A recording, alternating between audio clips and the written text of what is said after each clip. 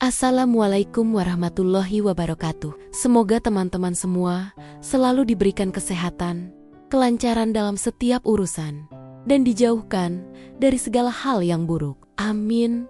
Ya Robbal Alamin. Hari ini saya akan membagikan sebuah kisah yang penuh dengan drama dan pelajaran hidup. Cerita ini bukan hanya menyentuh hati, tapi juga membuka mata kita tentang arti ketulusan dan perjuangan. Tidak perlu berlama-lama lagi, mari kita mulai ceritanya. Hari itu bener-bener seperti hari biasa. Tidak ada firasat buruk, tidak ada tanda-tanda hujan besar, dan tidak ada hal aneh yang membuatku harus waspada. Aku bangun pagi seperti biasa, membuat sarapan sederhana, lalu mulai beres-beres rumah. Kegiatan itu sudah menjadi rutinitas yang menenangkan buatku. Menyapu, mengepel, merapikan bantal sofa, memindahkan pot tanaman yang menurutku miring. Sedikit hal-hal kecil yang biasanya dilakukan sambil menyetel lagu pelan dari ponsel. Rumah itu tidak besar-besar amat, tapi cukup bagi kami berdua. Cukup untuk membuatku bertahan dalam pernikahan yang selama ini aku kira berjalan baik-baik saja. Waktu itu aku sedang melipat baju di meja. Makan ketika aku mendengar suara pintu kamar terbuka. Damar keluar dengan langkah tergesa. Tapi wajahnya tidak menunjukkan ekspresi terburu-buru. Justru sebaliknya. Wajahnya terlihat seperti orang yang sudah merencanakan sesuatu sejak semalam. Dia menatapku sebentar sambil mengambil dompet dan kunci motor yang... "Aku jenguk ibu ya, lagi kambuh," katanya. Ucapnya. Nada bicaranya terdengar datar banget, sampai rasanya seperti dia mengucapkannya hanya agar aku tidak bertanya macam-macam. Biasanya, kalau ibunya sakit, dia pasti panik, sedikit gelisah, bahkan pernah sampai salah pakai sandal saking terburu-burunya. Tapi kali ini biasa saja. Tidak ada kepanikan, tidak ada urgensi. "Asmanya kambuh lagi?" tanyaku, sambil tetap menumpuk baju lipatanku. "Iya," jawabnya singkat. Sikapnya membuat aku berhenti melipat baju. Ada sesuatu yang terasa janggal, bukan karena dia mau menjenguk ibunya itu hal wajar, tapi karena ekspresinya, suaranya, dan cara dia berdiri, seakan-akan dia tidak sedang berkata jujur. Aku mengamati gerak-geriknya. Dia sibuk melihat ponselnya, mengetik sesuatu, lalu senyum-senyum kecil seperti menahan tawa. Itu aneh. Sangat aneh. Jika seseorang mau menjenguk ibu yang sedang kambuh penyakitnya, ekspresi pertama biasanya adalah cemas. Bukan senyum-senyum sendiri seperti habis dapat pesan lucu.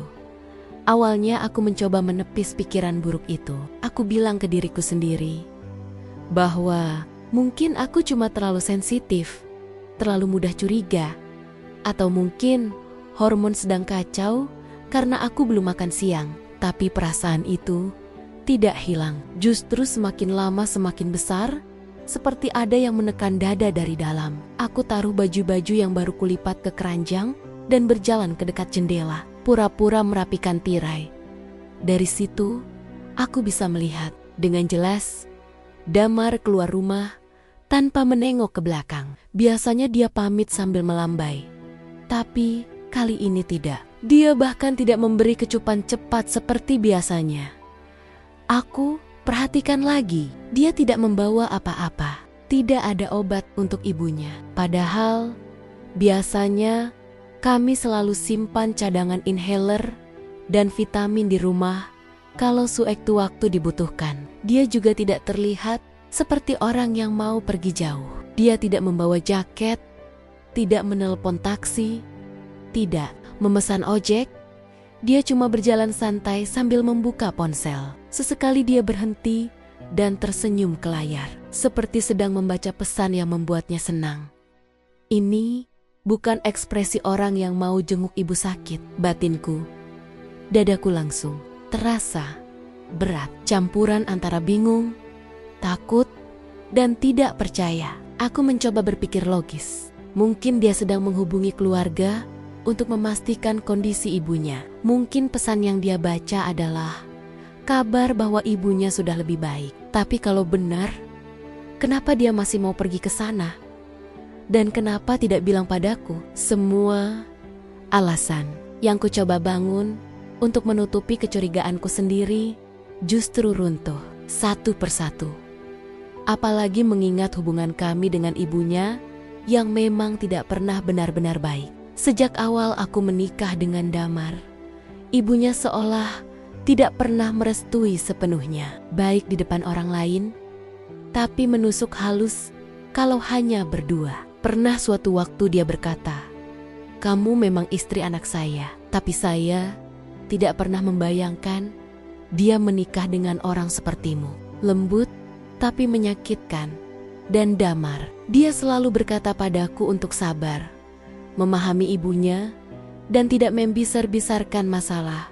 Aku mencoba percaya, bertahun-tahun mencoba percaya. Tapi hari itu, semuanya terasa berbeda. Saat Damar sudah cukup jauh dari rumah, aku tidak tahu kenapa tiba-tiba langkahku bergerak sendiri menuju kamar. Jantungku berdetak kencang. Tubuhku gemetar, seolah aku tahu bahwa kalau aku tinggal diam, aku akan menyesal. Aku duduk di pinggir kasur, menarik napas panjang, kemudian menutup wajah dengan kedua tangan. Aku cuma takut berlebihan kan? Bisikku lirih ke diri sendiri. Tapi tidak ada jawaban. Yang ada hanya keheningan dan rasa tidak enak yang terus menggerogoti isi kepala. Aku berdiri lagi, membuka lemari kecil dekat jendela, mengambil tas kecilku, memasukkan dompet, ponsel, dan kunci. Tanganku hampir tidak bisa menahan gemetar saat mengambil kunci mobil. Rasanya seperti aku sedang melakukan kejahatan. Padahal aku hanya ingin mengikuti suamiku sendiri. Sebelum keluar rumah, aku berdiri sejenak, melihat pantulan wajahku sendiri di kaca. Wajah yang terlihat pucat, eyeshadow yang sudah luntur karena aku sering mengusap mata tanpa sadar. Aku sakit hati, bahkan sebelum tahu apa sebenarnya yang terjadi.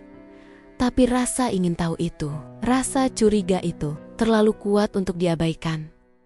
Aku mengunci rumah dan berjalan cepat menuju mobil yang terparkir di halaman. Tangan kiriku memegang kunci mobil kuat sampai terasa sakit. Aku bahkan sempat bertanya pada diriku, kalau ini cuma salah paham, apa aku tidak akan menyesal mengikuti dia? Tapi hati kecilku menjawab cepat, lebih baik tahu daripada tidak tahu sama sekali. Aku masuk ke mobil, menyalakan mesin, dan menurunkan jok supaya aku bisa sedikit jongkok saat mengintip keluar. Aku menunggu beberapa menit, memastikan Damar tidak kembali untuk mengambil sesuatu yang tertinggal. Setelah yakin benar dia sudah pergi jauh, aku mulai melajukan mobil perlahan, menjaga jarak agar dia tidak curiga.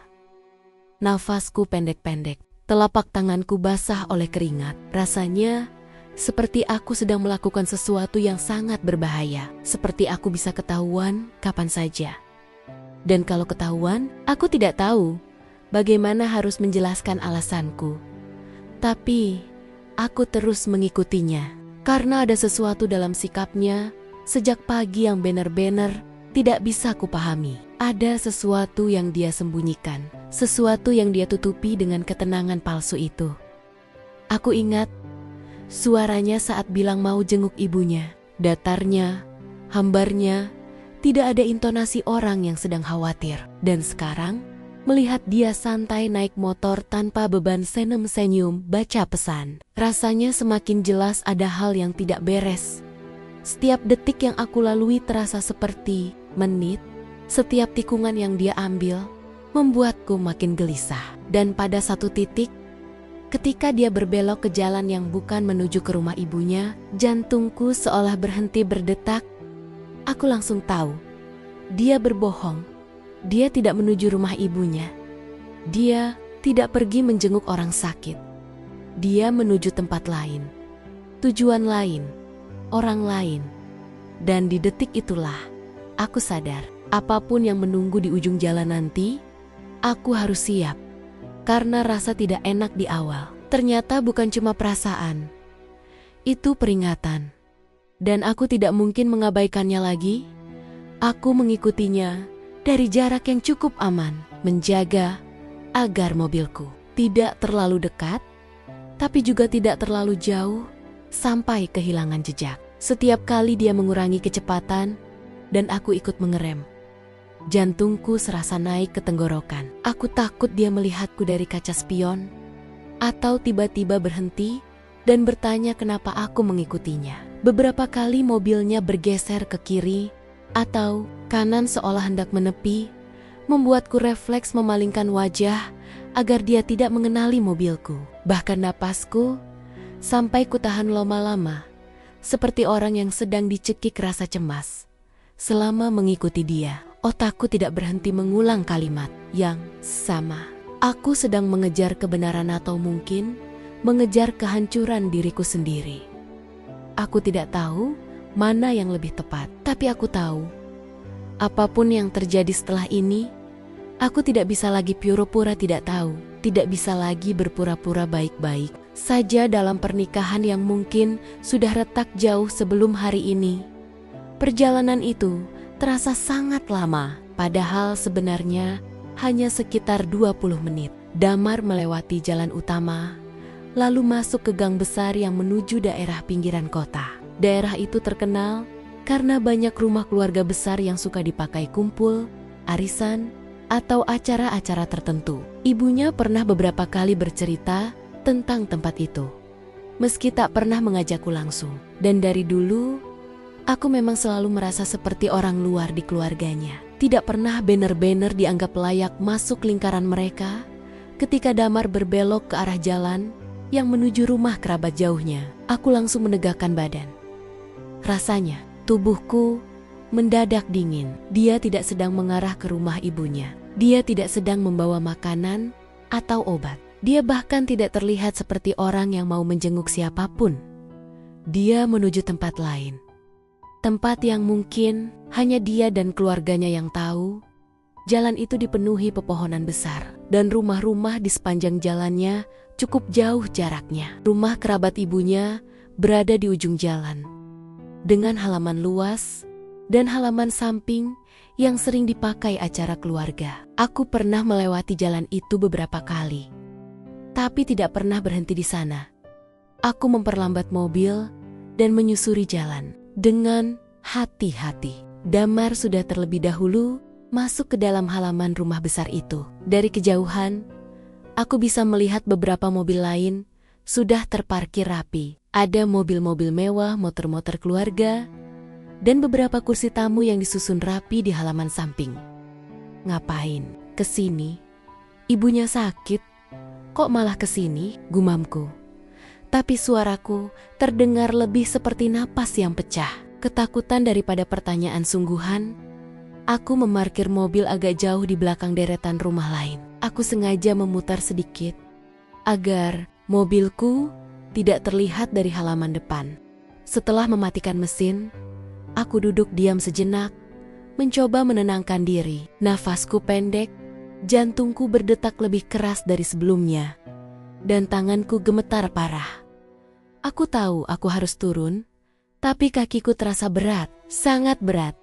Seperti tubuhku sendiri menolak menghadapi kenyataan yang mungkin sudah siap menghancurkanku di depan sana. Namun rasa penasaran dan sakit hati yang menggelayut sejak pagi memaksa aku bergerak. Pelan-pelan aku membuka pintu mobil, berusaha tidak menimbulkan suara. Berlebih, angin sore yang lembut menerpa wajahku, tapi rasanya seperti angin dingin dari ruangan kosong sunyi, kosong, menakutkan. Aku berjalan menyusuri pinggir rumah-rumah lain, menjaga agar tidak terlihat dari jalan. Jantungku terus berdetak kencang. Ketika aku semakin dekat dengan halaman kerabat itu, semakin lama suara-suara terdengar semakin jelas. Suara ramai orang-orang yang seperti sedang menghadiri sebuah acara. Bukan suasana rumah orang yang sedang sakit. Ada suara kursi digeser, suara tawa beberapa orang, suara harmonis yang tidak cocok dengan alasan yang diberikan suamiku tadi. Lalu aku mendengar suara musik religi yang lembut. Musik yang biasa dipakai dalam acara pengajian atau pernikahan. Musik, instrumen yang tenang, yang biasanya jadi pengiring saat akad berlangsung. Hatiku langsung dingin. Dinginnya tidak wajar, dingin yang datang dari ketakutan paling dalam. Dingin yang membuat lututku hampir goyah.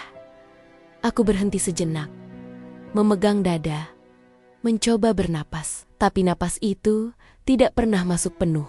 Rasanya seperti paru-paruku tiba-tiba menolak oksigen. Aku hampir saja mundur.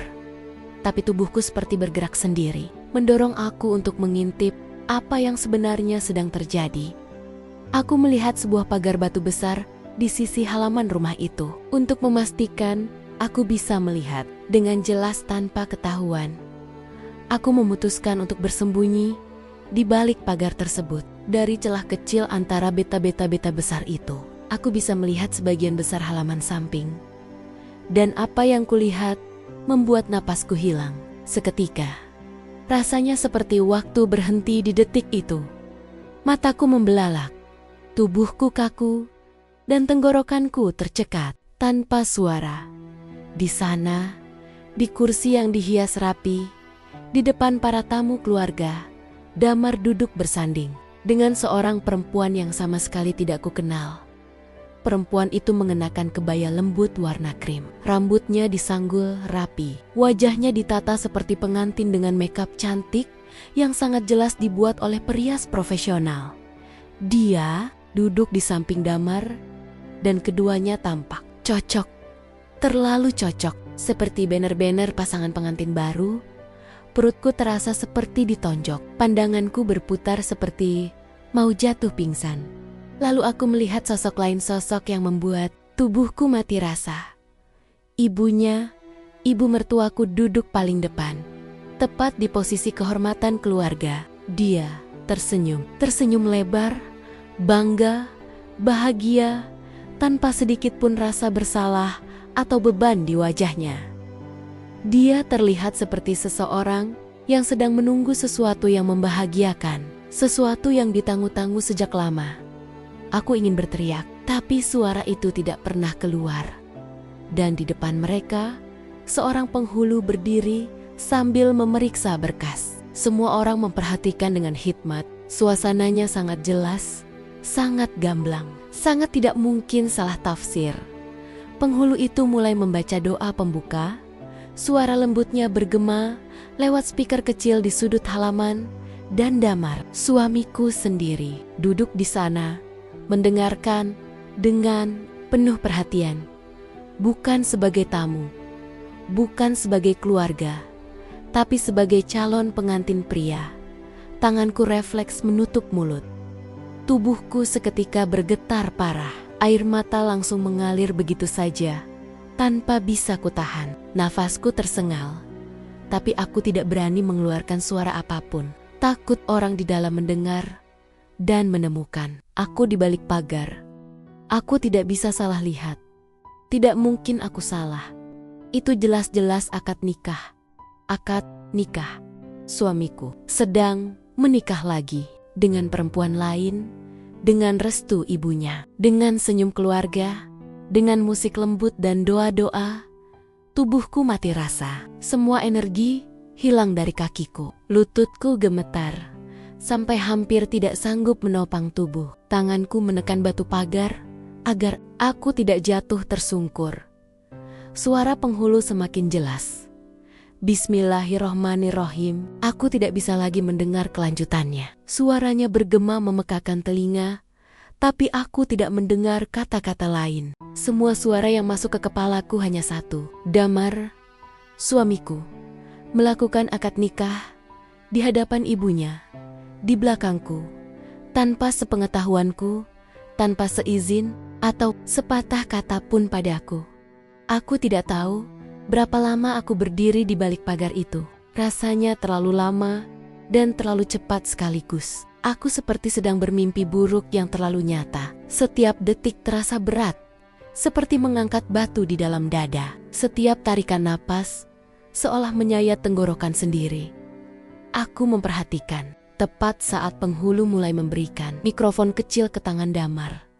Tangannya sedikit bergetar, tapi bukan karena gugup lebih, seperti karena keseriusan. Dan ketika dia menarik napas untuk mulai mengucapkan ijab kabul, perasaanku seperti ditikam pisau. Itu adalah momen yang dulu aku alami bersama dia. Momen ketika aku penuh harap, penuh cinta, penuh keyakinan bahwa kami akan membangun rumah tangga yang baik. Dan kini dia melakukan hal yang sama, tapi dengan perempuan lain di depan ibunya. Tanpa aku ingin melangkah masuk, memaki, menampar, melempar kursi, menjungkir balikan meja. Bahkan aku ingin menghancurkan acara itu, membuat semua orang terdiam, membuat mereka melihat betapa kejamnya perbuatan mereka. Tapi kakiku kaku, mulutku terkunci, tubuhku menolak bergerak karena ketakutan, kepedihan, dan keterkejutan bercampur aduk. Penghulu mulai membacakan bimbingan terakhir, lalu menyerahkan tangan pengantin pria kepada wali perempuan itu. Aku melihat Damar mengangguk, lalu membuka mulut. Aku terima nikahnya. Aku langsung menutup telinga. Aku tidak sanggup mendengar kelanjutannya. Tidak sanggup menyaksikan akhir dari rasa percaya yang selama ini aku jaga. Tidak sanggup menerima bahwa suamiku yang setiap hari makan masakanku, tidur di sampingku, tertawa denganku hari ini, memilih menikah lagi di belakangku, bahkan memilih mengajak ibunya dalam pengkhianatan itu. Aku mundur pelan, takut ada yang melihat jika aku tiba-tiba bergerak cepat. Langkahku tidak stabil, seperti orang mabuk yang tidak tahu arah pulang. Aku tersandung batu kecil, tapi berhasil mencegah diri jatuh dengan berpegangan pada dinding. Air mata terus mengalir tanpa henti. Bukan lagi seperti tetesan, tapi seperti sungai kecil yang keluar dari mata tanpa bisa dihentikan. Saat aku sudah cukup jauh dari halaman itu, aku memeluk tubuh sendiri, berusaha menahan teriakan yang hampir keluar. Rasanya dada ini seperti berisi pecahan kaca yang menusuk setiap sudutnya. Langit terasa memutar, jalanan tampak kabur, dan kepalaku terasa seperti mau pecah. Dengan langkah goyah, aku kembali ke mobil. Begitu pintu tertutup, aku langsung terisak keras, menahan suara selama tadi bener-bener membuat dadaku pecah. Begitu pintu terkunci rapat, aku menggigit bibir sampai terasa asin darah, mencoba menahan tubuhku agar tidak gemetar berlebihan. Aku tidak tahu berapa lama aku menangis di dalam mobil. 5 menit, 10 menit, setengah jam, aku benar-benar tidak tahu. Yang jelas, semua rasa sakit itu menumpuk sampai tidak bisa lagi ditampung. Dan ketika akhirnya aku bisa menarik napas panjang, aku sadar satu hal. Apapun yang terjadi setelah ini, apapun yang akan aku lakukan nanti, hidupku tidak akan pernah sama lagi. Karena hari itu, di balik pagar batu, aku melihat sesuatu yang menghancurkan seluruh dunia yang selama ini kuanggap rumah. Sesuatu yang tidak akan pernah bisa kulupakan. Sesuatu yang akan kubalas dengan cara yang tidak pernah mereka bayangkan. Aku tidak tahu bagaimana aku masih bisa berdiri waktu itu. Rasanya dunia di sekelilingku runtuh begitu saja. Seperti dinding kaca yang dihantam balok besi, suasana halaman rumah kerabat itu berputar-putar. Seakan udara tiba-tiba berubah menjadi kabut tebal yang menutup pandangan. Napasku pendek-pendek, seperti ada seseorang yang menekan dadaku dari dalam. Tubuhku terasa ringan, tapi bukan ringan seperti melayang, lebih seperti kehilangan sebagian diriku.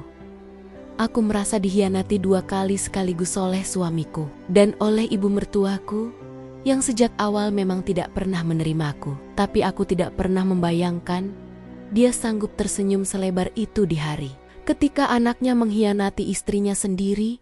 Sakitnya berbeda. Sakitnya lebih tajam daripada waktu dia mengejek latar belakang keluargaku. Lebih menyakitkan daripada waktu dia bilang, "Aku bukan tipe menantu yang membanggakan." Hari itu, senyumnya seperti pisau yang ditancapkan di punggungku.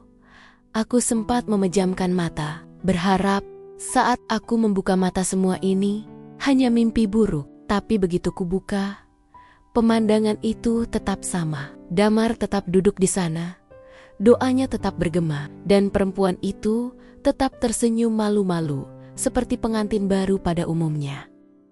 Sementara ibunya, ya Tuhan, ekspresi puas di wajahnya benar-benar membuatku ingin berlari masuk dan merusak semuanya. Pikiranku waktu itu kacau, sangat kacau. Emosi-emosi bertubrukan di dalam kepalaku seperti gelombang yang menghantam karang tanpa henti. Marah, terluka, tidak percaya, bingung, jijik, kecewa, semuanya bercampur jadi satu. Bahkan aku tidak bisa menangis saat itu mungkin, karena tubuhku masih syok. Air mataku sempat keluar tadi. Tapi setelah itu habis seketika. Yang tersisa hanya kekosongan dan sesak yang menusuk. Aku ingat, waktu itu salah satu tanganku menekan dinding pagar batu keras-keras. Sampai ujung jariku memutih. Kakiku seperti tidak punya tenaga. Satu langkah saja, terasa seperti harus menarik seluruh tenaga yang tersisa di tubuhku. Tapi entah kenapa, aku tetap tidak bergerak masuk, tidak menghampiri mereka, tidak melempar kursi, tidak berteriak, tidak menampar siapapun. Padahal, dalam kepala, aku membayangkan itu semua. Pikiran pertamaku waktu melihat pemandangan itu adalah aku harus menyerbu mereka, masuk, berteriak sekeras-kerasnya, menghentikan acara itu, dan membuat semua orang tahu aku adalah istrinya. Aku ingin melihat wajah mereka hancur di hadapan tamu. Ingin melihat ibunya kehilangan senyumnya. Ingin buat keluarga mereka malu. Sangat malu. Tapi di saat aku hampir melangkah, ada pikiran lain yang tiba-tiba muncul dan membuat kakiku berhenti. Sebuah suara kecil dalam kepala yang jauh lebih tenang daripada seharusnya. Suara yang berkata, "Kalau kamu masuk sekarang, mereka cuma akan bilang, kamu cemburu buta. Mereka akan membuat kamu terlihat seperti orang gila." Dan itu benar. Aku tahu itu benar. Keluarga Damar adalah tipe keluarga yang bisa memutarbalikkan fakta sesuka hati. Mereka pintar berbicara halus di depan orang, tapi tajam di belakang. Kalau aku menyerbu saat itu, mereka akan memposisikan aku sebagai perempuan histeris yang tidak tahu diri, perempuan yang tidak rela dimadu. Mereka hanya perlu bilang ke tamu-tamu bahwa aku istri pertama yang tidak terima, lalu aku pasti akan dianggap sebagai masalahnya. Tidak kali ini. Aku berdiri di sana cukup lama sampai penghulu mengucapkan kalimat-kalimat penutup. Suasana mulai riuh, beberapa orang berdatangan untuk memberi selamat. Damar menyalami keluarganya satu-satu. Aku melihat ibunya memeluk perempuan itu dengan mata berbinar. Sementara itu, Damar, laki-laki yang selama ini tidur satu kasur denganku, terlihat seakan dia tidak pernah punya aku dalam hidupnya. Rasanya seperti aku lenyap di mata. Mereka jauh sebelum hari ini, aku akhirnya melangkah mundur. Pelan, hati-hati, agar tidak ada yang melihat bayangan tubuhku di balik pagar. Setiap langkah, rasanya seperti batu seberat 1 ton, aku angkat dengan kaki sendiri. Aku tidak peduli lagi bagaimana aku terlihat. Saat berjalan mundur seperti itu, satu-satunya yang kupikirkan hanya menjauh sebelum tubuhku benar-benar tidak sanggup menahan diri untuk tidak menghancurkan semuanya. Aku berjalan kembali ke mobil sambil memeluk tubuh sendiri. Angin sore terasa seperti pisau dingin yang memotong kulitku. Matahari yang tinggal sedikit di langit tampak buram oleh air mataku yang kembali mengalir. Begitu aku masuk mobil dan mengunci pintu, aku langsung membungkuk. Kedua tangan menutupi wajah, lalu suara tangisku pecah. Tidak ada lagi yang harus kutahan. Isakanku keras, gemetar, dan perih. Suara yang hanya keluar ketika hati manusia benar-benar patah. Suara yang keluar bukan dari mulut, tapi dari bagian terdalam jiwa yang disayat tanpa peringatan. Aku menggigil, tubuhku lemas, tenggorokanku panas seperti terbakar. Semua yang pernah kutahan selama pernikahan ini akhirnya meledak. Semua rasa sakit karena ucapan ibunya, semua rasa tidak dihargai.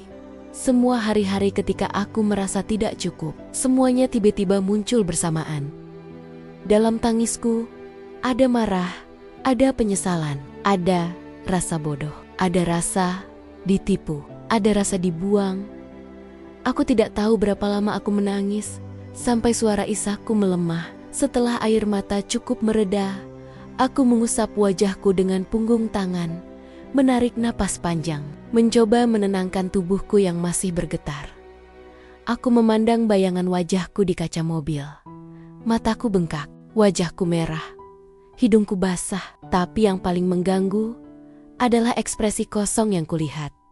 Bukan marah, bukan sedih, hanya kosong. Kosong seperti seseorang yang sudah kehilangan harapan. Tapi tiba-tiba ada satu kalimat yang muncul di kepalaku, begitu jelas. Sejelas aku melihat akad itu dengan mata kepala sendiri. Kalau mereka menusukku dari belakang, aku akan membalas tepat di jantung mereka. Kalimat itu bukan sekadar pikiran. Itu tekad yang muncul dari tempat terdalam di dalam diriku, yang selama ini selalu diam. Selama ini aku baik, terlalu baik. Aku diam waktu ibunya meremehkanku. Aku diam waktu Damar beberapa kali berbohong kecil. Aku diam waktu aku merasa digantikan oleh pekerjaan dan keluarganya sendiri. Aku diam, dan diam, dan diam. Dan diamku selama ini membuat mereka merasa aman menginjakku. Tapi hari itu, di mobilku, di parkiran rumah kerabat ibunya, tepat setelah menyaksikan suamiku menikah di belakangku, aku berhenti menjadi perempuan yang diam. Aku menghapus air mata sisa di pipiku, menarik napas dalam-dalam, lalu tanganku otomatis menyalakan mesin mobil. Tidak ada keraguan lagi, tidak ada kebingungan, tidak ada rasa takut. Hanya ada satu pikiran yang memenuhi kepalaku. Ini bukan saatnya menangis. Aku sudah menangis cukup banyak untuk hari ini. Mungkin cukup untuk sebulan penuh. Sekarang saatnya aku mengakhiri semuanya. Tapi bukan dengan cara yang mereka kira. Aku tidak akan masuk dan menghancurkan acara itu. Aku tidak akan menjerit histeris. Aku tidak akan memohon pada siapapun. Aku tidak akan memohon pada suamiku sendiri. Aku tidak akan meminta penjelasan. Aku tidak akan bertanya, kenapa? Karena aku tahu, apapun alasan mereka, tidak akan pernah membenarkan pengkhianatan itu. Pengkhianatan tidak butuh alasan. Pengkhianatan hanya dilakukan oleh orang yang berani atau terbiasa melukai tanpa rasa bersalah. Aku memutar mobil dan meninggalkan tempat itu. Tapi justru saat mobil melaju, kepalaku mulai dipenuhi rencana.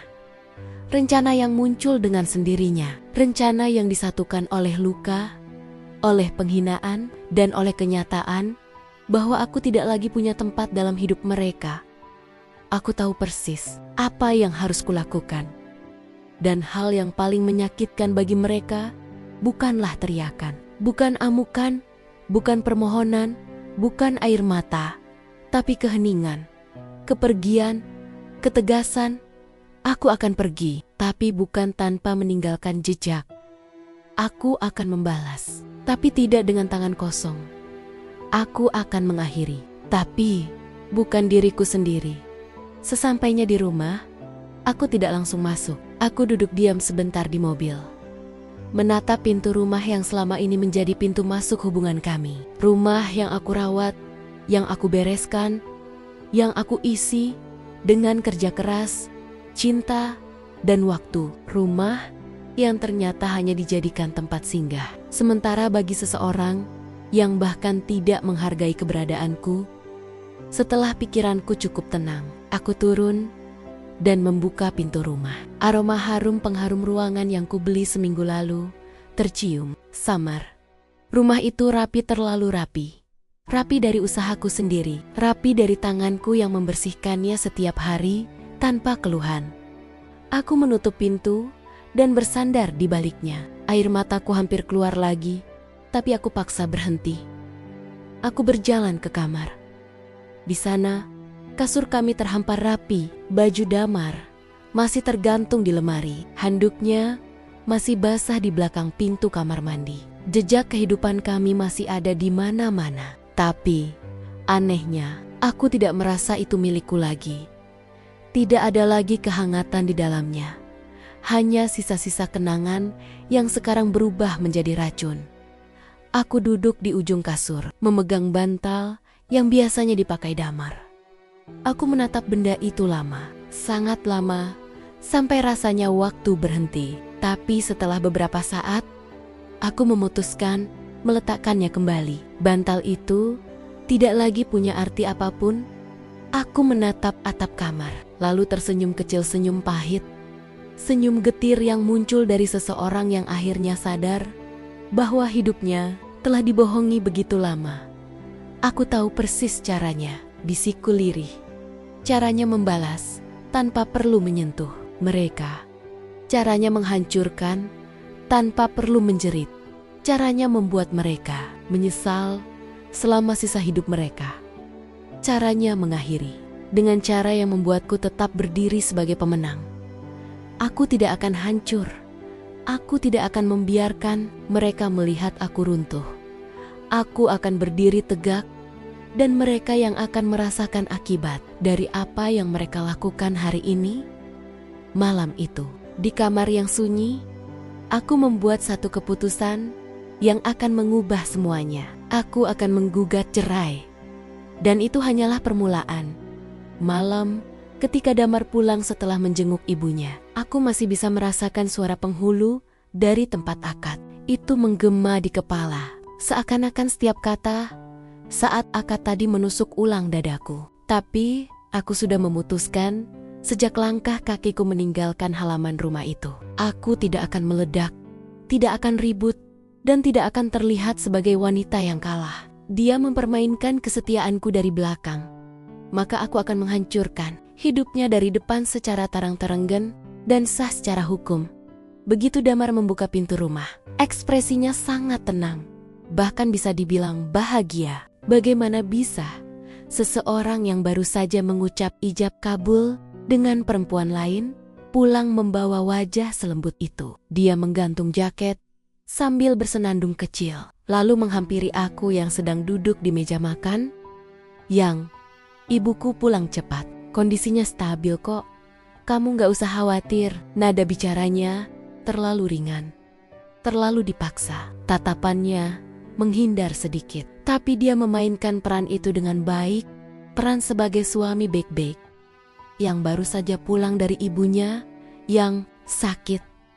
Aku hanya tersenyum kecil dan menggeleng. Syukurlah, kamu capek.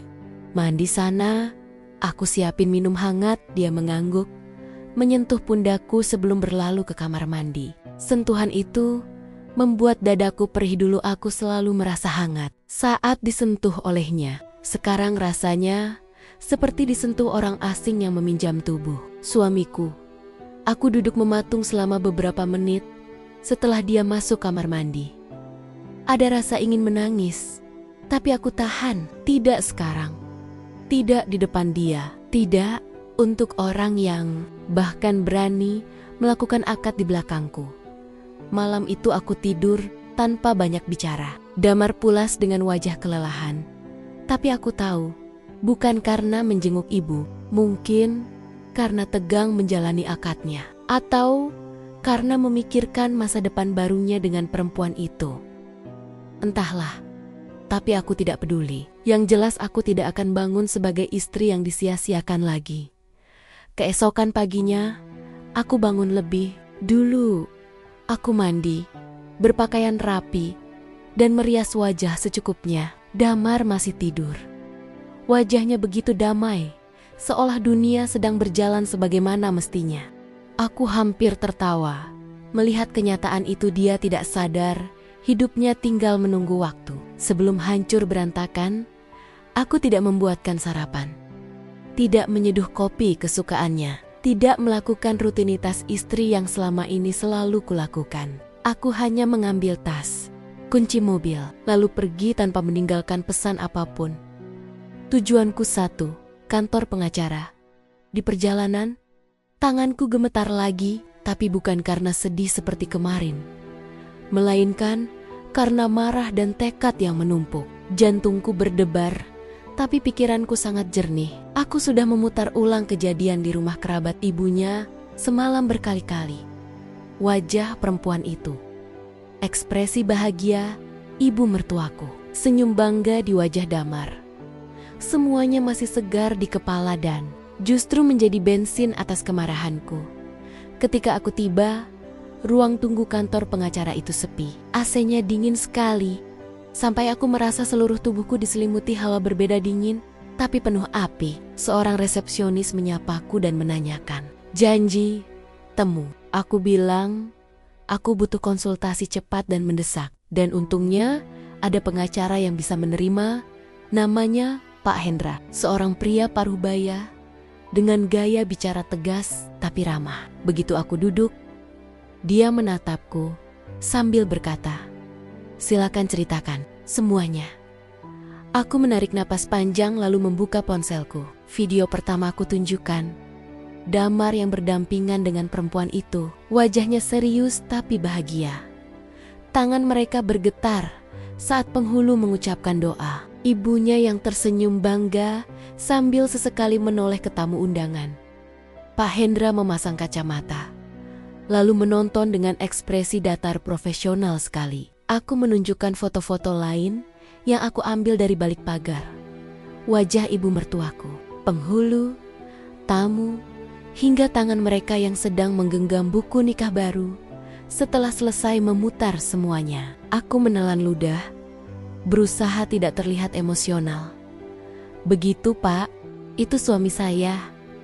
Pak Hendra mengangguk pelan. "Ini jelas bukti kuat.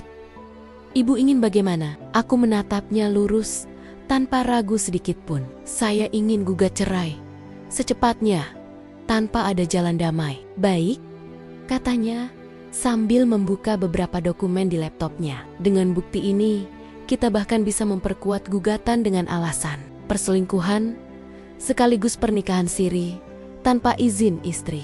Kita bisa ajukan hari ini. Hasilnya biasanya mulai diproses dalam 24 jam. Aku langsung merasakan sensasi seperti darahku mengalir lebih cepat. Bukan karena takut, tapi karena lega. Lega bahwa aku tidak akan lagi terjebak dalam pernikahan ini. Lega bahwa aku bisa berdiri dan tidak membiarkan mereka mempermalukan aku. "Tolong ajukan sekarang, Pak." Ucapku mantap. Beliau tersenyum mengangguk. "Baik." Saya mulai dari berkasnya. Aku tanda tangan berbagai dokumen. Di momen itu, aku merasa seperti meletakkan batu besar dari punggungku. Setiap tanda tangan seperti tindakan balas dendam kecil yang sah secara hukum. Aku merasa tidak lagi sendirian, dan paling penting, tidak lagi bodoh. Begitu semua selesai, aku berdiri dan bersiap pulang. Tapi Pak Hendra memanggilku sebentar. "Ibu yakin kuat menghadapi ini? Prosesnya tidak selalu mudah." Aku tersenyum tipis. Setelah lihat apa yang mereka lakukan di belakang saya bisa hadapi apa saja. Keluar dari kantor pengacara, aku duduk di dalam mobil sebentar, menghela napas. Baru setelah beberapa menit, aku merasakan sesuatu yang sejak kemarin tertahan. Perasaan bebas, bukan bahagia, tapi rasa bebas dari bayang-bayang yang selama ini mengekang.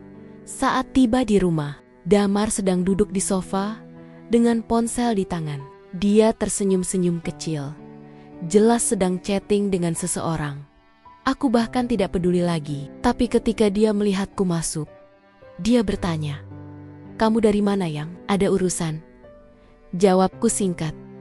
Dia mengangguk dan kembali tertawa kecil dengan pesan di ponselnya. Aku memperhatikannya sebentar, lalu berpikir betapa bodohnya aku dulu pernah mencintai orang seperti ini dengan tulus. Seseorang yang bahkan tidak sadar sedang menuju kehancurannya sendiri. 2 hari berlalu tanpa ada hal mencurigakan. Damar masih seperti biasa. Kadang manis, kadang sibuk sendiri. Dia mungkin berpikir hidupnya aman. Dia mungkin berpikir istrinya terlalu polos untuk mencurigai apapun. Hingga suatu sore, ponselnya berbunyi. Damar mengangkat dengan suara bergetar. Aku yang duduk di ruang makan pura-pura, sibuk dengan laptop. "Halo?" teriaknya, panik. "Gugat cerai? Siapa?" Aku senyum tipis. "Apa?" "Istri saya." Dia langsung menoleh ke arahku. Dengan ekspresi seperti baru dijatuhi hukuman mati. Matanya besar, wajahnya pucat, mulutnya gemetar. "Yang, kamu gugat cerai aku? Kamu serius?" Aku menutup laptop perlahan dan menatapnya dengan ekspresi paling tenang yang bisa aku buat. "Aku cuma menyelesaikan apa yang kamu mulai diam-diam." "Mar." Dia berdiri begitu cepat sampai ponselnya jatuh. "Yang, dengar dulu, aku bisa jelasin. Aku sudah lihat semuanya." Dia langsung terdiam. Aku lihat akad itu, Mar. Nafasnya langsung berhenti, seolah semua oksigen di ruangan lenyap. Dia menutup mulutnya. Wajahnya memucat total. Kini dia tahu betapa besar kesalahannya. Betapa aku tahu segalanya. Aku bisa jelasin. Ulangnya perlahan. "Kamu menikah lagi, Damar? Kamu pikir apa yang perlu dijelasin?" Dia menggigit bibir dan menunduk. Itu cuma pernikahan sementara. Ibu yang maksa. Aku tertawa, bukan tawa marah, tapi tawa paling menyakitkan yang pernah keluar dari mulutku. "Pernikahan mana yang disebut sementara, Mar? Kamu pikir aku bodoh?" Dia mulai berkeringat, mendekat, mencoba memegang tanganku. Aku mundur. "Aku gak mau dengar alasanmu. Sekarang hidupmu berubah. Aku sudah ajukan cerai dan aku akan pastikan semua prosesnya berjalan. Kamu tidak bisa tarik aku kembali." Dia memandangku seperti seseorang yang kehilangan seluruh masa depannya dalam 1 detik. Matanya memohon, suaranya bergetar. "Yang, jangan gitu. Aku masih sayang kamu." "Sayang?"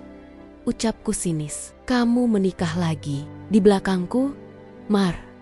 Kalau itu definisi sayangmu, aku tidak perlu." Dia terdiam. Dan itu adalah pertama kalinya dalam hidupku aku melihat Damar benar-benar takut. Dan itulah yang paling memuaskan. Dia pikir itu akhir dari rencana balas dendamku. Tapi aku baru saja mulai. Aku menggugat cerai. Itu langkah pertama. Masih ada satu hal lagi yang akan menghancurkan hidupnya secara sempurna. Dan tidak butuh waktu lama sebelum dia menyadari bahwa dunia yang dia anggap aman itu akan runtuh lebih cepat daripada yang dia bayangkan. Ada satu hal yang Damar selalu remehkan dariku, kemampuanku untuk berdiri sendiri. Dia pikir aku hanya istri yang manut, lembut, selalu mengikuti apapun keinginannya. Dia pikir aku tidak akan pernah punya keberanian untuk melepaskan diri darinya, apalagi melawan. Padahal dari awal pernikahan kami, aku sudah membangun pondasi ekonomi sendiri. Aku punya beberapa usaha kesil-kosilen, beberapa investasi, dan tabungan yang selama ini diam-diam menguat. Awalnya aku siapkan untuk masa depan kami. Tapi setelah apa yang kulihat hari itu di balik pagar batu, masa depan kami tidak lagi ada. Yang tersisa hanyalah masa depan aku dan kehancuran mereka. Sehari setelah kabar cerai itu sampai ke telinganya, aku memutuskan untuk menyelesaikan langkah keduaku. Balas dendam yang lebih membekas, yang tidak hanya membuatnya panik, tapi juga membuat perempuan itu dan ibunya merasakan langsung akibat dari kelakuan mereka. Aku bangun pagi-pagi, mandi, bersiap dengan baju rapi, dan langsung meluncur ke bank. Langkahku mantap, benar-benar tanpa keraguan sedikit pun. Sambil berjalan menuju pintu masuk, aku seperti bisa mendengar suaraku sendiri. Beberapa bulan lalu, suara perempuan yang takut membangkang suami. Suara perempuan yang terlalu banyak mengalah. Perempuan itu sudah tidak ada lagi sekarang. Yang ada hanyalah diriku yang benar-benar baru. Wanita yang tersadar bahwa kebaikan pun ada batas. Dan sekali dilewati, tidak ada lagi jalan mundur. Bank itu cukup sepi. Hanya beberapa nasabah dan seorang satpam yang membukakan pintu. Aku duduk menunggu beberapa menit sebelum dipanggil oleh petugas customer service seorang wanita muda dengan senyum ramah. "Selamat pagi, Bu. Ada yang bisa saya bantu?" Aku mengambil napas pelan, lalu berkata, "Saya ingin memblokir akses suami saya dari seluruh rekening bersama kami." Petugas itu sempat terkejut kecil. Mungkin karena jarang ada yang melakukan tindakan seberat ini secara langsung. Tapi dia tetap profesional. "Untuk pemblokiran, kami perlu verifikasi data Ibu. Dan untuk memastikan, apakah Ibu ingin memblokir akses transaksi beliau saja? Atau sekaligus membekukan rekening bersama?" Aku menatapnya tegas. "Semua akses transaksi, penarikan, dan pembekuan sementara efektif mulai detik ini." Dia mengangguk, menelan ludah, lalu mulai mengetik. "Baik, Bu, mohon tunggu sebentar." Saat dia bekerja, aku membuka ponsel. Ada 17 panggilan tidak terjawab dari Damar dan 12 dari ibunya. Mereka pasti mulai panik, dan itu anehnya memberikan rasa puas tersendiri. Bukan puas karena menyakiti, tapi puas karena akhirnya aku berhenti menjadi korban. Aku tidak lagi diam menerima perlakuan mereka. "Baik, Bu," kata petugas itu setelah beberapa menit. "Akses atas nama suami Ibu sekarang sudah tidak aktif. Rekening juga sudah dalam status dibekukan. Hanya Ibu yang bisa mengaktifkan kembali." Aku mengangguk sambil tersenyum kecil. "Terima kasih banyak." Saat aku berdiri hendak pergi, petugas itu menatapku sekilas, seperti ingin bertanya apakah aku baik-baik saja. Tapi aku hanya tersenyum. "Tidak apa-apa, ini memang perlu." Keluar dari bank, aku duduk sebentar di mobil. Angin masuk lewat jendela yang terbuka, membawa aroma dari pohon-pohon sekitar. Untuk pertama kalinya sejak melihat akad haram itu, aku merasa benar-benar bisa bernapas lega. Rasanya seperti memotong rantai yang selama ini membelenggu kaki. Bukan karena aku ingin membalas untuk menyakiti, tapi karena ini satu-satunya cara agar aku bisa menyelamatkan diriku sendiri. Belum sampai 5 menit setelah aku menyalakan mobil, ponselku bergetar. "Damar?" Aku tidak mengangkat. Lalu bergetar lagi. Ibunya. Aku masih tidak mengangkat. Telepon ketiga datang dari nomor lain, mungkin nomor adiknya atau saudara mereka. Aku tidak peduli. Saat aku masih memegang ponsel, sebuah pesan masuk dari Damar yang, "Tolong angkat, ada masalah besar." Aku tidak merespons, aku hanya tersenyum miring. Masalah besar itu baru permulaan. Sore harinya, ketika aku pulang, Damar sudah berada di rumah. Tapi kali ini bukan pria manis yang bersikap baik-baik seperti kemarin. Wajahnya pucat, rambutnya berantakan, napasnya terlihat pendek dan terburu-buru. Begitu aku masuk rumah, dia langsung maju mendekat, hampir seperti orang putus asa. Kamu ngapain di bank?" tanyanya dengan suara bergetar. Aku menutup pintu dengan tenang, melepaskan sepatu, lalu berkata santai, "Oh, itu, aku cuma beresin beberapa hal." "Beberapa hal?" Suaranya meninggi. "Kamu blokir semua aksesku. Kamu tahu nggak? Aku lagi butuh uang buat bayar vendor acara syukuran sama keluarga." Aku menatapnya datar. "Loh, bukannya kamu udah punya istri baru? Masa aku yang bayarin acara kalian?" Dia terdiam, napasnya tercekat. Aku bisa lihat dengan jelas bagaimana wajahnya berubah antara marah, malu, dan takut. Itu bukan gitu maksudku," katanya pelan. Aku mengangkat alis. "Oh, maksudmu gimana?" Aku lihat sendiri Kamu sosahanan sama perempuan itu. Ibumu senyum lebar. Aku bahkan punya videonya. Kamu pikir aku masih mau biayain hidup kamu setelah itu? Dia menunduk, berusaha mencari kata-kata. Tapi kali ini tidak ada alasan yang cukup bagus untuk menyelamatkan mukanya. Aku cuma butuh sedikit waktu. Yang kamu bisa buka lagi aksesnya nanti kan? Kita bicarain baik-baik. Aku tertawa, sebuah tawa kecil yang aku sendiri tidak sadar bisa keluar dari mulutku. Damar, kamu benar-benar lucu. Kamu menikah lagi di belakang aku. Kamu menghancurkan rumah tangga kita. Dan kamu masih punya nyali. Minta aku biayain hidup barumu. Kamu pikir aku ini apa, Mar? Bang berjalan, wajahnya memerah antara marah karena dipermalukan dan malu karena sadar semua itu benar. Yang, tolong, aku beneran gak bisa bayar apa-apa sekarang. Mobil, kontraktor acara, biaya pindahan dia, semuanya butuh uang. Aku mendekatinya 2 langkah, menatapnya tanpa berkedip. Itu bukan urusanku, Mar. Kamu yang pilih hidup itu. Dia menutup wajahnya, frustrasi, lalu berkata lirih. Kamu jahat. Aku mendekat sedikit lagi. Tahu nggak siapa yang jahat? Mar, orang yang pura-pura sayang ke istrinya, lalu pergi akad sama perempuan lain. Dia terdiam, tidak bergerak sama sekali. Aku melangkah ke kamar tanpa menoleh lagi. Kali ini aku tidak merasa sedih, tidak merasa hancur. Yang ada hanya kepuasan kecil karena akhirnya dia yang merasakan sedikit saja dari rasa sakit yang selama ini dia kasih ke aku. Malam itu, telepon dari mertuaku masuk belasan kali. Aku biarkan berdering, tapi akhirnya aku mengangkat satu. Karena aku sudah siap menghadapi apapun yang akan keluar dari mulutnya. Begitu aku angkat, dia langsung marah. Kamu tega ya? Kamu bekukan rekening itu? Itu kan untuk masa depan keluarga. Aku duduk di sofa, tidak terkejut sama sekali. Masa depan siapa, Bu? Masa depan saya? Atau masa depan perempuan baru itu? Jangan kurang ajar, bentaknya. Aku tersenyum tipis sambil berkata sangat pelan, sangat tenang.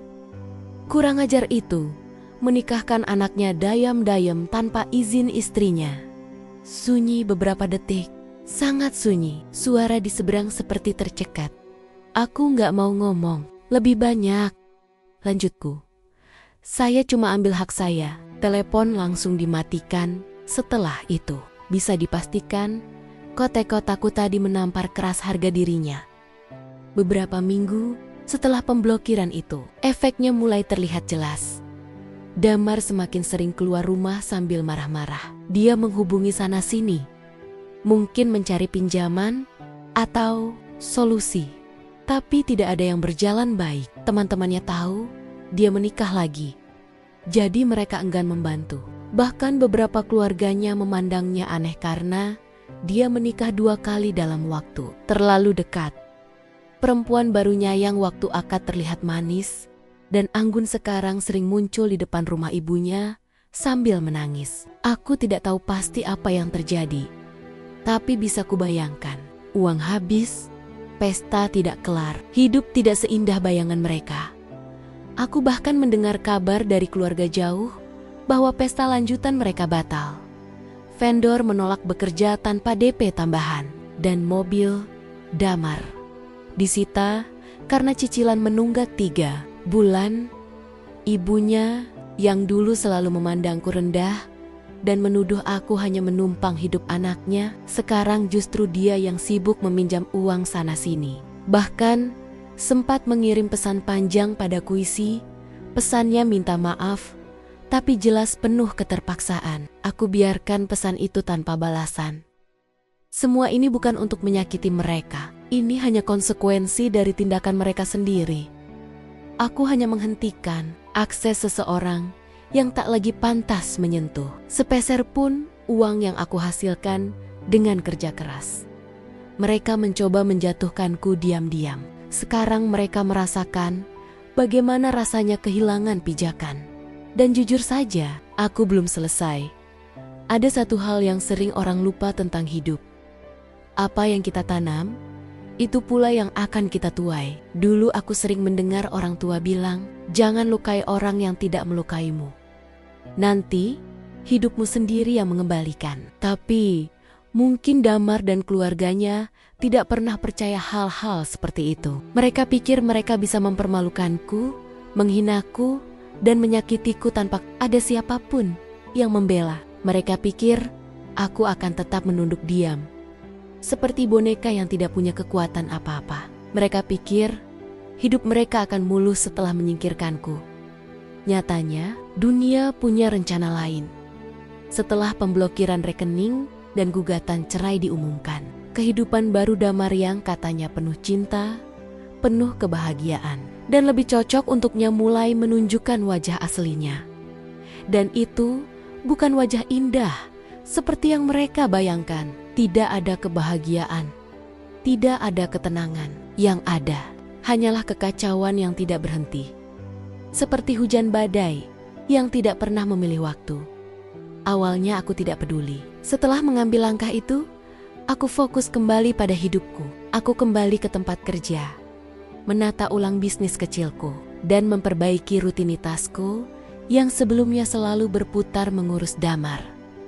Anehnya, hidup terasa jauh lebih ringan tanpa suami yang penuh rahasia dan keluarga yang selalu memandang rendah. Tapi meski aku berusaha tidak memikirkan mereka, kabar mengenai keadaan mereka justru datang sendiri pelan-pelan dari orang-orang yang tidak kukira akan tahu. Suatu sore, aku sedang membeli bahan makanan di pasar dekat rumah. Wanita paruh baya yang kukenal sebagai tetangga jauh ibu mertua tiba-tiba menyapaku. Wajahnya terlihat kikuk, seolah ada sesuatu yang ingin dia sampaikan, tapi tidak yakin boleh atau tidak. Bu, maaf, boleh cerita sebentar? Tentu bu, jawabku sambil tersenyum sopan. Dia menatapku lama sebelum akhirnya berkata, saya cuma mau bilang, saya ikut kasihan sebenarnya. Suami ibu itu, pernikahan barunya tidak seperti yang dibayangkan. Aku tidak langsung menjawab. Aku tidak ingin terlihat seperti orang yang haus gosip atau orang yang menunggu kabar buruk. Jadi aku hanya berkata santai. Oh begitu bu? Ya, semoga mereka baik-baik saja. Tapi wanita itu justru menggeleng cepat, seperti ingin memastikan aku benar-benar tahu kenyataan. Baik-baik? Tidak sama sekali bu. Setiap hari ribut. Yang perempuan itu mintanya macam-macam. Teriak-teriak, suka belanja barang mahal, tapi tidak ada uangnya. Ibunya Damar sampai pusing. Aku terdiam. Tidak terkejut, tidak juga senang.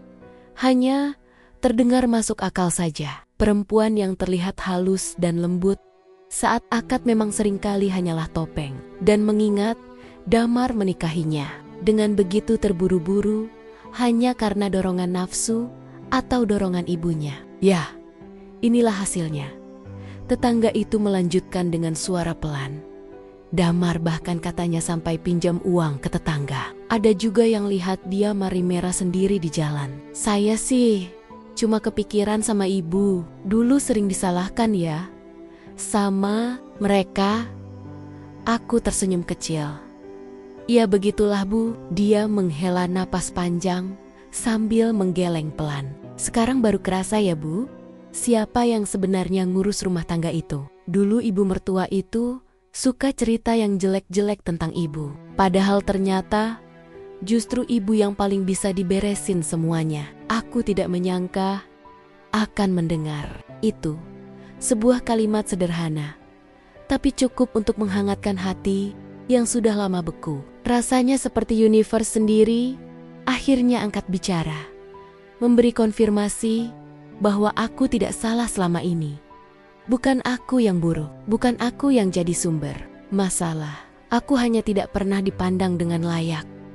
Setelah wanita itu pergi, aku berdiri cukup lama di dekat penjual sayur, membiarkan informasi tadi tenggelam pelen-pelen ke kepalaku. Bukan karena aku ingin merayakan penderitaan mereka, tapi karena aku merasakan sesuatu yang sejak lama menghilang. Harga diriku kembali pulih. Dalam perjalanan pulang, aku memikirkan banyak hal tentang kehidupan baru Damar. Tanpa aku buka satu kata pun, kabar datang bertubi-tubi dari berbagai arah. Sore itu, ada pesan dari adik sepupu jauh Damar, seseorang yang dahulu sangat jarang bicara padaku. Pesannya cukup panjang, tapi bagian yang paling membuatku tertegun adalah kalimat ini. "Kak, aku baru tahu semuanya.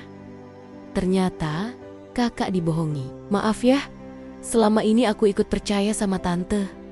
Tapi sekarang aku lihat sendiri gimana mereka memperlakukan kakak yang istri barunya itu. Aduh kak, parah. Kakak beruntung bisa cerai. Untung aku tidak pernah memikirkan cerai sebagai keberuntungan. Tapi kalimat itu membuatku sadar. Ya, aku memang beruntung. Karena bayangkan kalau aku tetap bertahan, aku mungkin akan hidup sebagai istri pertama yang dipaksa berbagi, dipaksa menahan malu, dan dipaksa menerima perlakuan keluarga yang tidak pernah menghargainya. Aku mungkin akan menjalani hari penuh air mata, sementara mereka hidup seenaknya. Dengan aku pergi, hidupku terbebas dari semua itu. Dan bahkan, tanpa aku lakukan apa-apa, mereka sendiri yang menjerumuskan diri ke lubang yang mereka gali sendiri.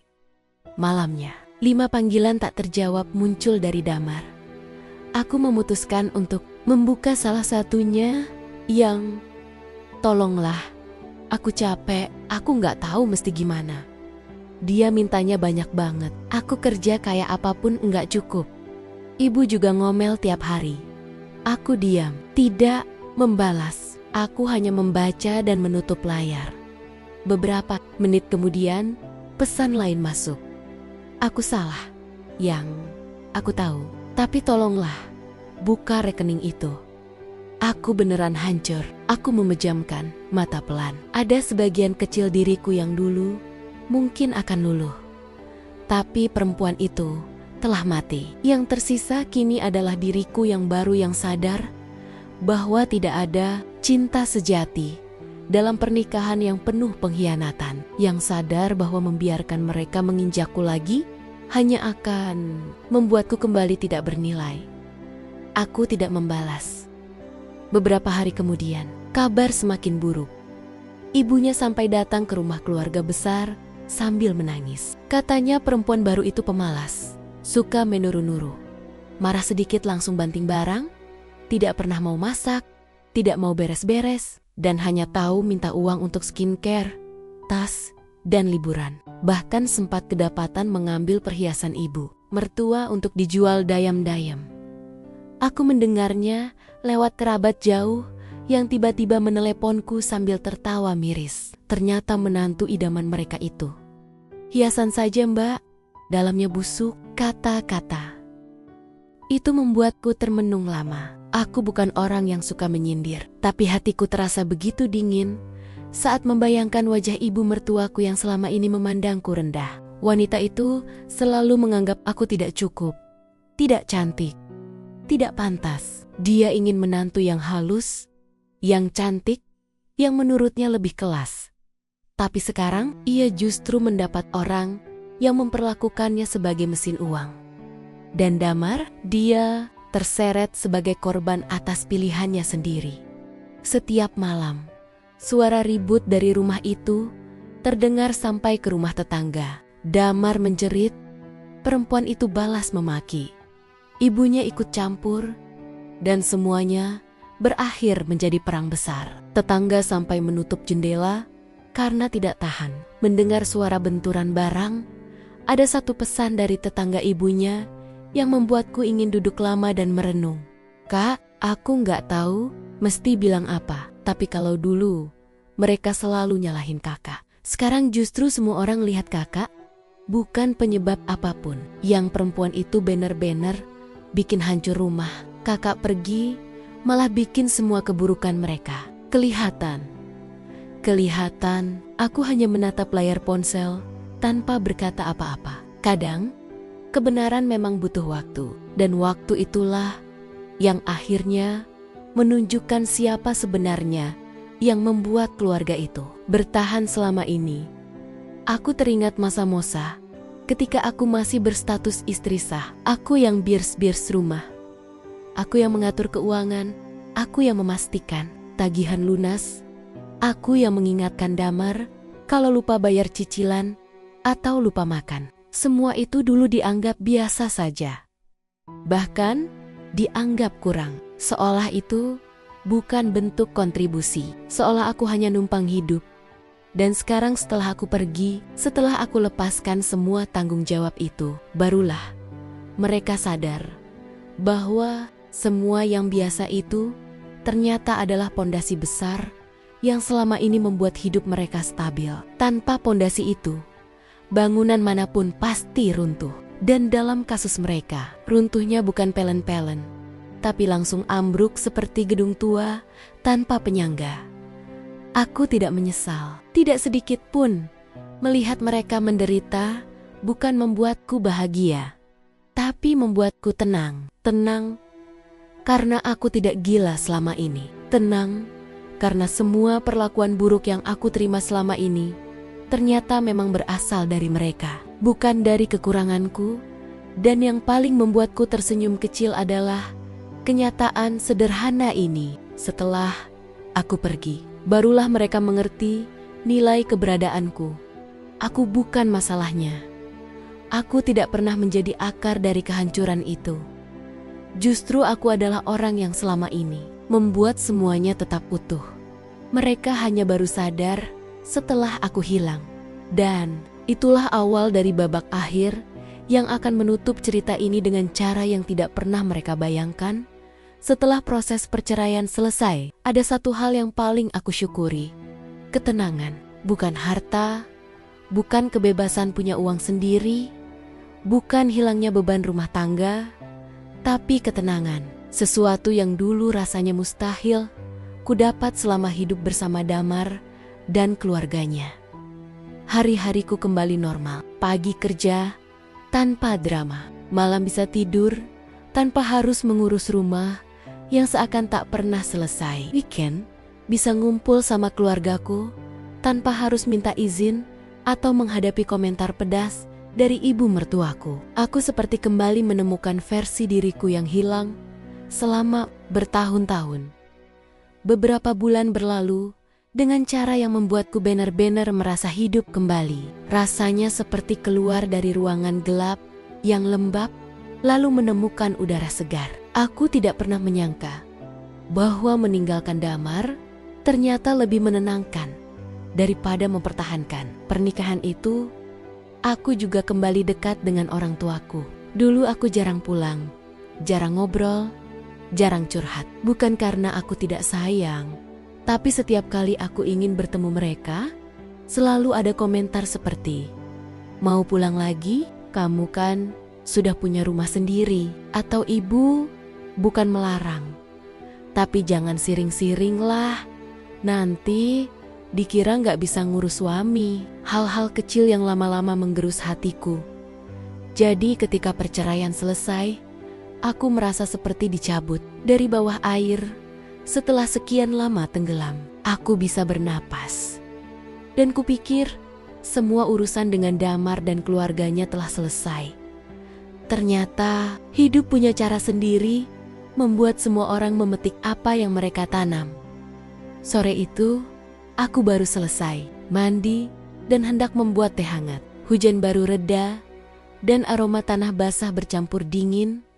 Udara membuat suasana apartemenku terasa tenang. Aku kira aku akan menghabiskan sore dengan menonton film atau membaca buku. Tidak ada rencana apa-apa, hanya ingin menikmati ketenangan yang semakin hari semakin terasa berharga.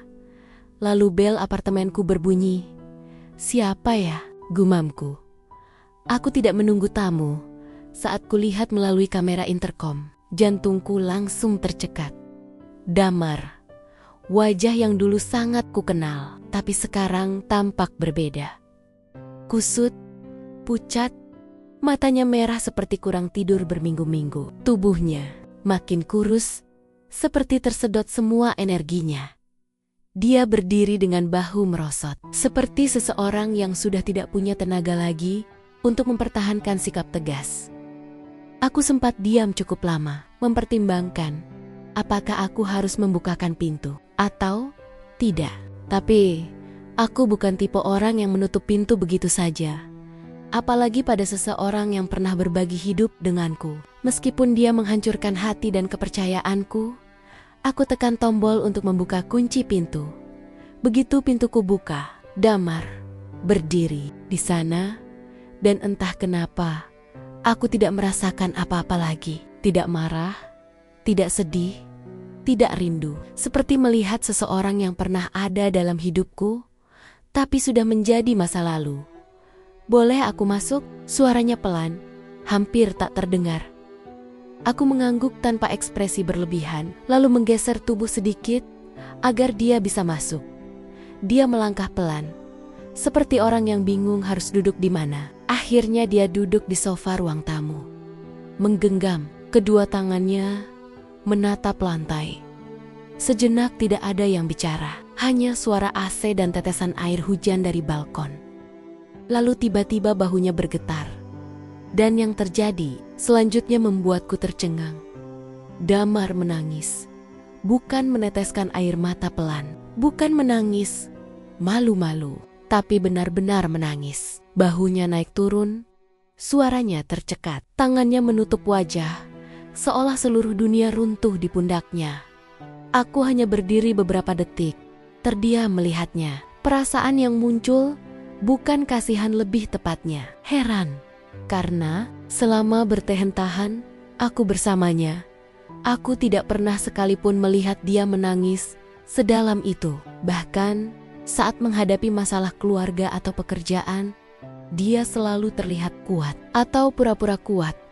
Tapi hari itu, di ruang tamuku, dia seperti seseorang yang hancur berkeping-keping. Aku salah, suaranya patah. Aku bodoh banget. Aku tetap diam. Aku duduk di seberangnya, menjaga jarak, tidak menyentuhnya, tidak mendekatinya. Biarlah dia mengeluarkan semuanya dulu. Dia usap wajahnya, tapi air matanya terus turun. Perempuan itu, dia cuma mau uangku. Dia tertawa pahit. Aku kira dia lebih baik. Aku kira dia bisa jadi istri yang lebih pengertian. Tapi ternyata dia malah lebih parah. Suara Damar semakin lirih. Setiap hari dia minta ini itu. Tas mahal, skincare, liburan, mau renovasi kamar, mau pesta lanjutan, mau bulan madu di luar negeri. Dan aku gak punya uang. Aku hanya mengangguk kecil. Dalam hati aku berpikir, oh, jadi begini rasanya saat karma datang mengetuk pintu, tapi aku tetap tidak bicara. Damar menghela napas dalam-dalam, seolah itu pun terasa berat. Rekening dibekukan. Aku nggak bisa apa-apa. Uang tabunganku dikuras, dia sedikit demi sedikit. Mobil nggak kebayar, utang numpuk. Dia marah-marah tiap hari karena aku nggak bisa penuhi keinginannya. Aku mengamati wajahnya. Ada lingkar hitam tebal di bawah matanya. Rambutnya acak-acakan, bajunya kusut. Dia tampak seperti orang yang sudah kehilangan arah. Dan ibuku, Damar menggeleng pelan. Ibuku yang dulu selalu belain dia, sekarang nyesel. Katanya, aku harus dengerin kamu dulu. Katanya, aku harusnya tetap sama kamu. Katanya perempuan itu ternyata cuma cari enaknya. Kalimat itu membuatku mengembuskan napas panjang. Aku ingat bagaimana dulu ibu mertuaku menatapku dari ujung rambut sampai ujung kaki setiap kali aku datang ke rumahnya, mengomentari cara berpakaian, cara memasak, cara aku mengatur rumah, bahkan caraku bekerja. Dari yang kecil sampai yang besar, semuanya selalu salah di matanya. Sekarang baru dia tahu betapa berharganya menantu yang dia remehkan. Damar kembali menunduk. Aku nyesel banget. Aku kehilangan semuanya. Aku tidak menjawab. Aku hanya menatapnya dengan raut datar. Karena hatiku benar-benar sudah tidak tersentuh lagi oleh kata-katanya. Beberapa saat kemudian, Damar mengangkat wajahnya. Bisa nggak kita coba lagi? dari awal. Kita perbaikin semua. Suaranya terputus-putus. Aku siap berubah. Aku siap minta maaf. Aku siap ninggalin perempuan itu. Aku siap jauhin ibuku kalau kamu mau. Aku cuma mau kamu balik untuk sesaat. Aku hanya menatapnya. Dulu, jika adegan ini terjadi, mungkin aku akan menangis. Mungkin aku akan luluh. Mungkin aku akan berpikir, akhirnya dia sadar. Tapi sekarang, tidak ada satupun bagian dari diriku yang ingin kembali. Hatiku sudah selesai. Akhirnya, aku bicara. Pelan, tapi tegas. Mar, kataku. Kamu bukan kehilangan aku karena kamu selingkuh. Dia mengangkat wajah. Bingung. Kamu kehilangan aku, lanjutku. Karena kamu menganggap aku itu bisa diganti kapan saja. Kamu pikir aku cuma dekorasi di hidup kamu. Kamu pikir aku akan selalu ada, meskipun kamu gak menghargai aku. Kamu pikir kalau ada masalah, kamu bisa kabur ke perempuan lain. Dan aku bakal tetap nunggu. Damar menggeleng cepat. Gak, aku gak maksud. Tapi itulah yang kamu lakukan. Suaraku tetap lembut. Kamu mengkhianati seseorang yang selama ini berdiri di samping kamu tanpa banyak tuntutan. Dia terdiam lagi.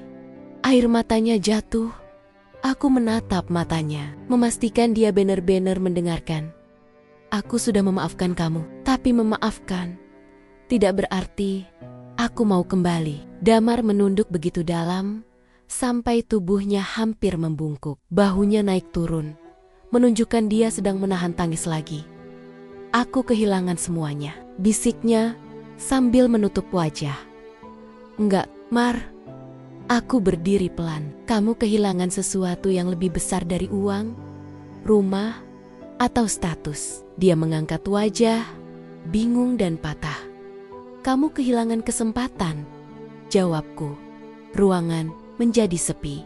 Bahkan suara AC pun terasa jauh. Damar hanya menatapku dengan wajah yang benar-benar kosong. Seolah kata-kataku baru saja mematahkan bagian terakhir dari dirinya yang masih bertahan setelah beberapa menit dalam keheningan yang panjang. Dia akhirnya berdiri.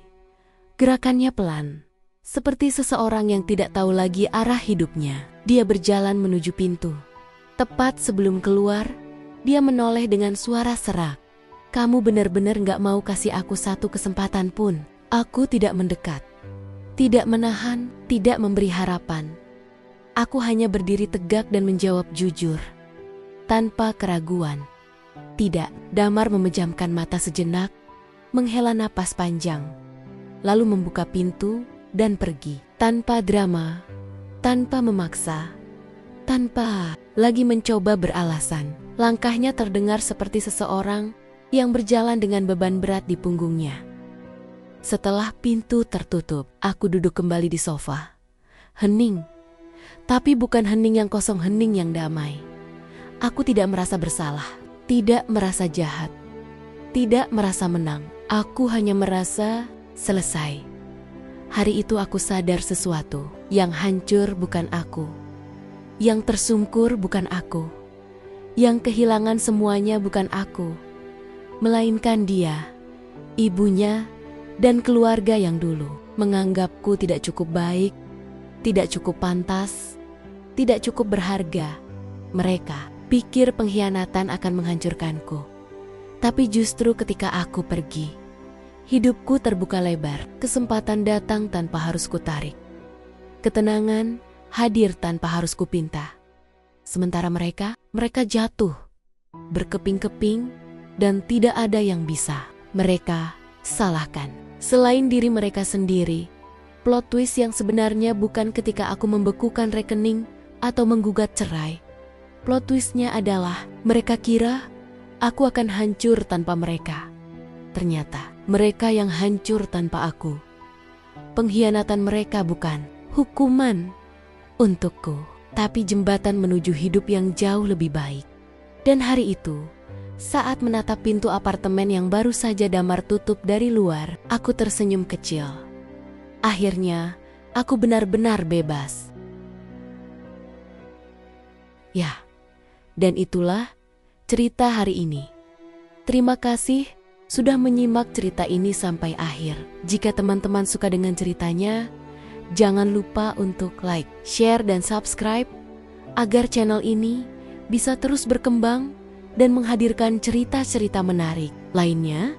Kalau teman-teman berkenan, silakan jawab salam di kolom komentar ya, agar kita bisa saling mendoakan dalam kebaikan. Wassalamualaikum warahmatullahi wabarakatuh.